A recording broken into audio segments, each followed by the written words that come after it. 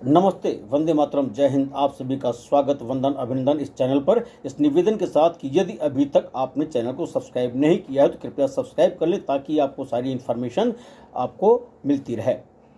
वैसे मैं राजनीतिक व्यक्ति नहीं हूं, मैं तो सोशल काज में अपने दिव्यांगजन के लिए रहता हूं, लेकिन जो आजकल देश में चल रहा है उससे दिव्यांगजन भी अछूते नहीं हैं, इसलिए उनके बारे में भी चर्चा करना जरूरी है। आरपीडब्ल्यूडी एक्ट जो मोदी सरकार 2016 में लाई, उसमें दिव्यांगजनों के लिए बहुत सारे प्रावधान किए और उनमें से एक है धारा 11। धारा 11 कहती है accessibility in voting. The election commission of India and the state election commission shall ensure that all polling stations are accessible to person with disabilities and all materials related to the electoral process are easily understandable by and accessible to them. यानी दिव्यांगजन के लिए आपने देखा होगा इसके क्रम में, और जो नियमावली बनी उसके क्रम में दिव्यांगजनों के लिए ऐप भी आया, वेबसाइट पर भी इस ढंग से व्यवस्था रही, जो पोलिंग स्टेशन थे वहाँ व्हील चेयर एक्सेट्रा भी अवेलेबिलिटी रही, और दिव्यांगजन को ब्रेल में भी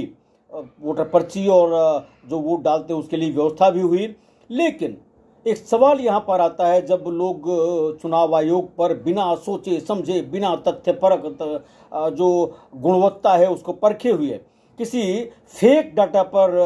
आरोप लगाते हैं, तो निश्चित रूप से हम दिव्यांगजन भी उससे आहत होते हैं, क्योंकि हम भी मतदाता हैं। हम कहीं वोट चोरी हमारी नहीं हुई है, ऐसे में जब प्रत्येक मतदाता को वोट चोरी का एक तरह से करके अपमानित किया जाता है तो कष्ट होता है। यहाँ मैं कहना चाहूँगा, हमारे दिव्यांगजन के लिए जो इस बार के चुनाव हुए हैं उसमें तो यहाँ तक हुआ है, घर घर जा कर के जो सीवियर डिसेबिलिटी से सफ़र कर रहे हैं उनके मतदान कराए गए हैं, जो नहीं जा सकते थे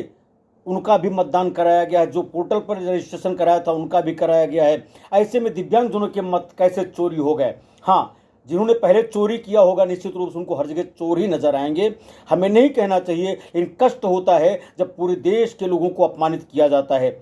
चुनाव आयोग बिल्कुल सही कर रहा है, किसी भी दिव्यांगजन का नाम यदि कटता है तो निश्चित रूप से उसको भी चाहिए कि जो एक फॉर्मेट है उसमें अपने ऑब्जेक्शन दे। और जब बिहार में चुनाव हो रहे हैं या भारत में कहीं भी एसआईआर होता है तो दिव्यांगजन को भी वेबसाइट पर ही जाकर के, चूंकि एसेसिबल है और वो इस ढंग से वहाँ ऑनलाइन भी जा सकते हैं, कहीं उनको जाने की और आवश्यकता नहीं है। वैसे बीएलओ वगैरह भी इसमें तत्पर रहते हैं, उनको अपनी सूचना दे करके और उसके मुताबिक करेक्शन कराना चाहिए। यहाँ तक मैं ज़रूर कहना चाहूँगा कि यदि दिव्यांगजनों के लिए इतनी सारी सुविधा हुई है स्वस्थ मस्तिष्क सद्भावना से, और साथ में सरकार का इतना प्रयास रहा है, तो ऐसे लोग जो इस तरह से दिव्यांगजनों को प्रताड़ित कर रहे हैं, ऐसे आरोप लगा रहे हैं, ऐसे लोगों को निश्चित रूप से चुनाव लड़ने से भी बाध्य